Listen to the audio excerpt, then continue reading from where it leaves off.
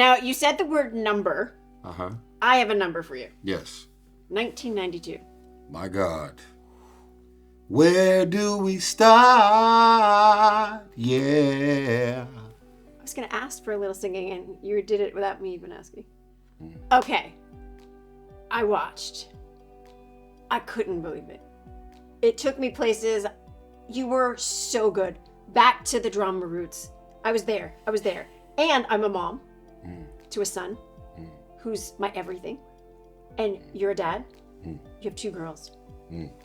So the layers of being a parent and then what South Central went through at that time, there were just layers and layers. And I ended the movie. I was like,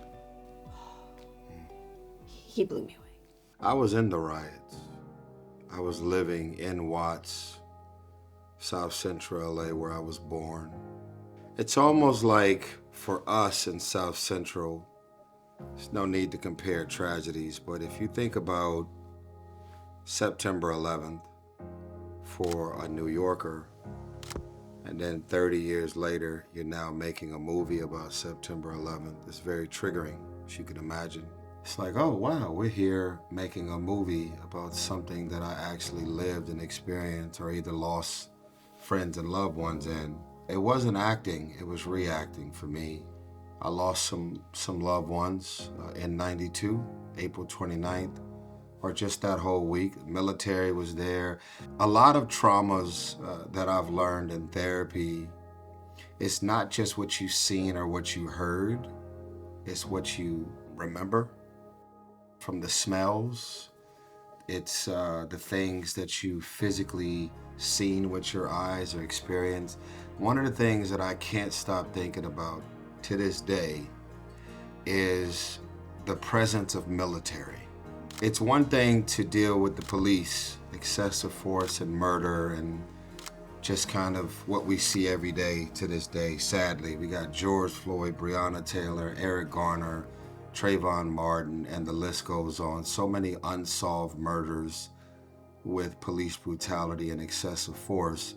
That was one element. But then we all knew in the hood during the 92 riots that if the military were to shoot you and kill you or blow up your house with their tank or your car, there's literally no investigation.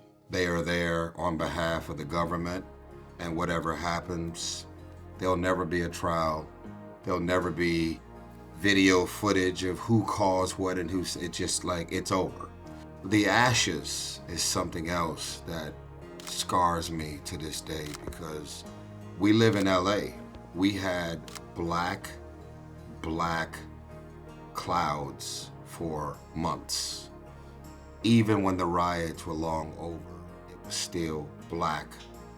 The sun never came through and there was ashes all over the cars, the grass, the neighborhood, every home, every apartment, every store, every parking lot was full of ashes because everything was literally burning. It's just interesting. I mean, I don't really know if I'm lucky to be a part of a movie or it's just God having a sense of humor to say, you were in the riots, not knowing that 30 years later you're going to be in a movie, even though the whole movie is not about riots, it's about a heist. But it's really interesting to look at the sense of humor in God, I guess. And Ray Liotta's final film, incredible. Wow. Snoop Dogg attached, executive producing. Yeah. It's got some names. Snoop was in the riots too. Yeah, he told me. Crazy thing is, people don't know this, but the original Chronic album, 1, 2, 3, and to the 4, that came out in 92. I mean, can you imagine though, 92, song is out. It doesn't matter how incredible the song was leading up to April 29th. That album came out in 92. So the song, the single, everything got compromised because the focus shifted into this civil rights moment, literally giving birth to a legendary album in the middle of a crisis. Shout out to Snoop and Dr. Dre. For him to be a part of this film as well as a producer, Long Beach, Compton, Dr. Dre, Tyrese, Watts, I mean, we're all from South Central. It's interesting. So even being on the set of 1992 for me, this was right after my mother died. So you didn't have to worry about me being intense and serious. It was very real for me. Ray Liotta, rest in peace. I mean, I haven't had to deal or process the trauma of losing a co-star since Paul Walker. So here we are again, releasing a movie with someone that I did a film with that's not here.